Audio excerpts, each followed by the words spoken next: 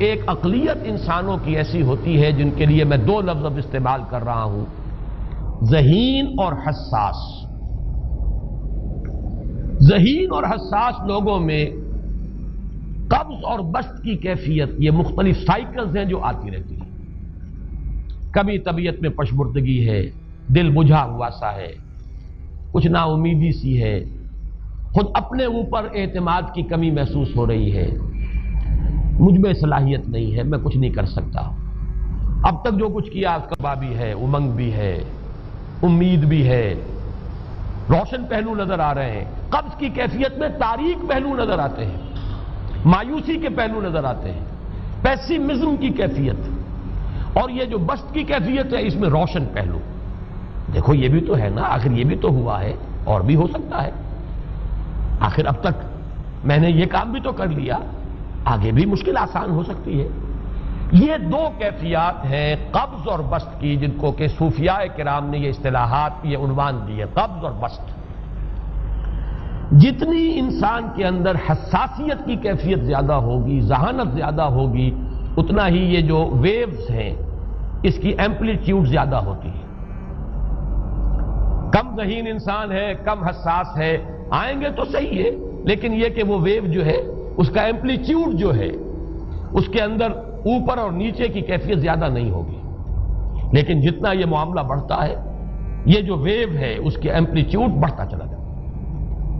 لیکن نارمل انسان کا معاملہ یہ ہے کہ یہ حدود کے اندر رہے، اسی کی ایک کیفیت جو ہے اب نارمل جب ہو جاتا ہے، یہی ہے جو جدید ہماری جو سائیکولوجیکل میڈیسن ہے اس میں اسے مینیکس ڈپریسو سائیکوسس کہا جاتا ہے۔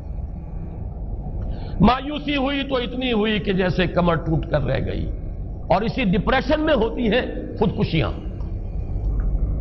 خودکشی کر جاتا ہے ڈپریشن۔ کچھ روشن پہلو نظر ہی نہیں آ رہا، کوئی امید کا پہلو نظر ہی نہیں آ رہا، کوئی صورت نظر نہیں آتی، کوئی امید بن نہیں آتی، کس طرف جاؤں، کدھر دیکھوں، کسے آواز دوں، اے ہجوم نامرادی دل بہت گھبرائے ہے۔ اور جب آدمی محسوس کرتا I can't face these realities، یہ کمٹ سوسائڈ۔ یہ اور جب کیفیت ہوتی ہے انشراح کی تو آدمی خوب بھاگ رہا ہے، دوڑ رہا ہے، امنگ ہے، محنت ہے، دوڑ رہا ہے، امیدیں ہیں، اب ہر چیز کا روشن پہلو نظر آ رہا ہے۔ عجیب ہے یہ، اصل میں مجھے کچھ تجربہ بھی ہوا ہے، ہمارے خاندان میں بھی یہ مرض موجود رہا۔ میرے والد مرحوم کافی طویل عرصے اس مینیک ڈپریسو سائیکوسس کے مریض رہے۔ کچھ ہوتا ہے یہ معاملہ، ویسے بھی شاید ہمارا خاندان جو ہے اس کیٹیگری میں آتا ہے جس میں ذہانت نسبتاً کچھ زیادہ ہے، حساسیت بھی نسبتاً کچھ زیادہ ہے۔ یہ دوسری بات ہے کہ کوئی شخص جو ہے یہ فلسفے کے طور پر اختیار کر لے کہ اپنے آپ کو ڈھیٹ بنا لینا ہے، یہ فلسفہ بھی بن سکتا ہے، لیکن یہ ہے کہ اگر آدمی چھوڑ دے اپنی طبیعت کو تو یہ دونوں کیفیات آتی ہیں۔ انہی کیفیات میں اگر یہ جو اپورڈ اینڈ ڈاؤنورڈ موومنٹ ہے یہ ایک حد سے نکل جائے تو یہ بیماری ہے مینیک سائیکوسس، مینیک ڈپریسو سائیکوسس۔ اس میں جب آدمی ہوتا ہے وہ اپر کیفیت میں تو اس کے اندر بڑی عظیمت ہے، روشنی ہے، امید ہے، لوگوں سے گفتگو کر رہا ہے، ہنس بول رہا ہے، خوب جو ہے محفل کے اندر، اب وہ محفل میں اسے دلچسپی محسوس ہو رہی ہے اور اسے ہر چیز کا روشن پہلو نظر آ رہا ہے، خود اپنے وجود کا بھی روشن پہلو، دوسروں کے وجود کا بھی، دوسروں کی بات میں سے بھی وہ اچھا پہلو تلاش کریں گے، وہ برا پہلو تلاش نہیں کریں گے۔ جب دوسری کیفیت ہے ڈپریشن کی، ہر ایک کی بات میں کوئی برائی نظر آئے گی، کوئی اس کی نیت کا فطور ہے، کوئی فساد ہے، کوئی یہ جو ہے بدنیتی کے ساتھ یہ بات کر رہا ہے، کوئی خیر کہیں ہے ہی نہیں، برائی ہی برائی ہے، مایوسی ہی مایوسی ہے، بدلی ہی بدلی۔ یہ ہے در حقیقت وہ کیفیت، اس کو غالب نے بہترین انداز میں تعبیر کیا ہے۔ ذہین اور حساس انسانوں میں ان کی جو ترقی ہے وہ انہی مراحل سے ہو کر گزرتی ہے، اور ہر ڈپریشن کے بعد، ڈپریشن میں اس سینس میں استعمال نہیں کر رہا یعنی بیماری کی حد تک پہنچنے والی ڈپریشن نہیں، صرف قبض کی حد تک پہنچنے والا معاملہ۔ ہر قبض کے بعد جب بسط آتا ہے تو آگے ترقی ہوتی ہے، جس کو آپ کہتے ہیں بائی لیپس اینڈ باؤنڈس، آدمی جو ہے چھلانگ لگاتا ہے، گویا کہ ایک درجہ جو پہلے تھا اس سے آگے درجہ انسان کا جو ہے اس سے بلند تر پوزیشن پر انسان پہنچتا ہے. ہر قبض کے بعد جو نیا بست آتا ہے وہ ایک نئی کیفیت، نئی شان، نئی بلندی، نئی رفعت لے کر آتا ہے. اس کو غالب نے تعبیر کیا ہے بہت خوبصورت انداز ہے. رکتی ہے میری طبع تو ہوتی ہے رواں اور. یعنی شاعر بھی کبھی ایسا وقت آتا ہے شعر جو ہے وہ اس پر نازل ہی نہیں ہو رہا، شعر نہیں کہہ پا رہا، طبیعت میں رکاوٹ سی ہے، بندش سی ہو گئی ہے، کوئی کلام موضوع ہو ہی نہیں رہا. لیکن پھر جب یہ کیفیت جو ہے بدلتی ہے اور جب پھر بست کی کیفیت آتی ہے، رکتی ہے میری طبع تو ہوتی ہے رواں اور، پھر اس کے اندر ایک جولانی نئی ایک کیفیت جو ہے انشراح کی، وہ ایک بالکل نئی کیفیت نئی شان کے ساتھ.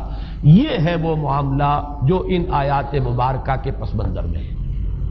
اسی لیے اب میں آپ کو اس کا حوالہ دے رہا ہوں. تفسیر مظہری میں قاضی ثناء اللہ پانی پتی رحمت اللہ علیہ نے بہت عمدہ بات فرمائی ہے کہ حالت قبض اگر کسی شخص پر طاری ہو تو اس حال میں اکسیر کا درجہ رکھتی ہے یہ سورہ مبارکہ، اس لیے کہ یہ نازل ہوئی ہے محمد الرسول اللہ صلی اللہ علیہ وسلم پر اسی حالت قبض میں. وَالضُّحَىٰ وَاللَّيْلِ إِذَا سَجَىٰ مَا وَدَّعَكَ رَبُّكَ وَمَا قَلَىٰ وَلَلْآخِرَةُ خَيْرٌ لَكَ مِنَ الْأُولَىٰ وَلَسَوْفَ يُعْطِيكَ رَبُّكَ فَتَرْضَىٰ أَلَمْ يَجِدْكَ يَتِيمًا فَآوَىٰ وَوَجَدَكَ ضَالًّا فَهَدَىٰ وَوَجَدَكَ عَائِلًا فَأَغْنَىٰ. یہ تمام آیات اب معلوم ہوگا کہ جیسے موتی پروئے ہوئے. ایک لفظ قبض، اب اس میں جو بھی واقعاتی اور جو میں نے آپ کو روایاتی جو بھی پس منظر بیان کیا وہ بھی فٹ بیٹھ رہا ہے. وہ خودکشی کا معاملہ بھی آ گیا، اس میں فٹ بیٹھ رہا ہے کہ بخاری شریف میں روایت موجود ہے کہ حضور فرماتے ہیں کہ میری طبیعت پر اس درجے اضطراب تھا، اتنی کیفیت جو ہے میری تشویش کی تھی کہ میرے دل میں بار بار خیال آتا تھا کہ پہاڑ پر چڑھ کر اپنے آپ کو نیچے گرا دوں. یہ سارے معاملات اب آپ کو محسوس ہوگا جیسے تمام کڑیاں جو ہے وہ جڑ گئی، جیسے رات کو اب آپ اٹھ نہیں پا رہے، اضمحلال ہے، اعصابی جو ہے اعصاب اس درجے متاثر ہو چکے ہیں. صرف یہ ایک احساسات کی کیفیت نہیں ہے، آپ کی قوت فعلی جو ہے، قوت عملی، وہ بھی اس درجے متاثر ہو چکی ہے کہ کئی راتیں گزر گئی اور آپ رات کو نہیں اٹھ سکے، جس پر کہ ام جمیل کو یہ کہنے کا موقع مل گیا کہ معلوم ہوتا محمد تمہارا شیطان تمہیں چھوڑ گیا. اب یہ جملہ اپنی جگہ پر اس کی کاٹ ہے یقیناً، اس سے یضیق صدرک بما یقولون، لیکن وہ کیفیت جس کی وجہ سے یہ جملہ آیا ہے اس پر نگاہ دوڑائیے، اس پر نگاہ کو مرکوز کریں گے تو معلوم ہوگا ایک لفظ قبض، یہ قبض کی ایک کیفیت تھی. اس قبضی کی کیفیت کا ایک مظہر یہ ہے کیونکہ یہ بھی تو در حقیقت قلب مبارک جو ہے محمد الرسول اللہ صلی اللہ علیہ وسلم کا، اسی پر تو وحی کا نزول ہوتا تھا. یہ بھی وہی داخلی احساسات و کیفیات کا معاملہ ہے، یہی بھی در حقیقت یہ واردات قلبیہ ہی کا سارا معاملہ ہے. اس کو آپ خارج سے تعبیر نہیں کر سکتے، نہ ابھی کوئی ایسے مصائب تھے، نہ ایسی کوئی مشکلات تھیں، نہ ابھی کوئی رد و قضا ایسی شروع ہوئی، نہ ابھی کوئی بحث و نزاع کا معاملہ ایسا ہوا، نہ کوئی ابھی کوئی فزیکل پرسیکیوشن شروع ہوئی. یہ سب داخلی ہی کیفیات ہیں، اور ان داخلی کیفیات کے حوالے سے ان سورہ مبارکہ کو اگر صحیح سمجھا ہے تو صوفیہ نے سمجھا. وہ جو اقبال کا شعر ہے کہ کچھ جو سمجھا میرے شکوے کو تو رضواں سمجھا، مجھ کو جنت سے نکالا ہوا انسان سمجھا. اور کون سمجھے گا؟ وہ تو سمجھے گا کہ دکھے ہوئے وہ دل کی صدا ہے، وہ کیا ہے جو اقبال کی وہ ایک نظم ہے پرندے کی فریاد، گانا اسے سمجھ کر خوش ہونا سننے والے. یہ تو در حقیقت ایک دکھے ہوئے دل کی صدا فریاد، یہ صدا ہے. تو یہ کیفیت جو ہے رضوان سمجھ سکا ہے جو کہ داروغہ جنت ہے، اس نے سمجھا یہ وہی آدم جو نکالا گیا تھا یہاں سے، یہ اس کی فریاد ہے. کچھ جو سمجھا میرے شکوے کو تو رضواں سمجھا، مجھ کو جنت سے نکالا ہوا انسان سمجھا. تو واقعہ یہ ہے کہ اس سورہ مبارکہ کا صحیح فہم اگر حاصل ہوا ہے، وہ امام راضی کو حاصل ہو ہی نہیں سکتا. وہ عقل اور منطق کی گتھیاں سلجھانے والے آدمی ہیں، اپنی جگہ ان کی کنٹریبیوشن بہت. یہ لغت اور ادب کا کوئی خاص مسئلہ اس میں ہے ہی نہیں کہ زمخشری اس میں کوئی جولانی دکھائیں اپنی، اس میں کوئی ایسا اشکال ہے ہی نہیں، نحوی اشکال ہی نہیں. لیکن یہ واردات قلبیہ کا معاملہ ہے، احساسات باطنی کا معاملہ ہے، یہ نفسیات انسانی کا معاملہ ہے. اور اس کو وہی سمجھ سکتے ہیں کہ جو ماہرین علم نفس ہیں، اور وہ ہیں صوفیاء کرام ہمارے ہاں، جن کا وہ ذوق ہے باطنی کیفیات و احساسات، جن کا موضوع ہے کہ یہ در حقیقت حالت قبض کی کیفیت ہے.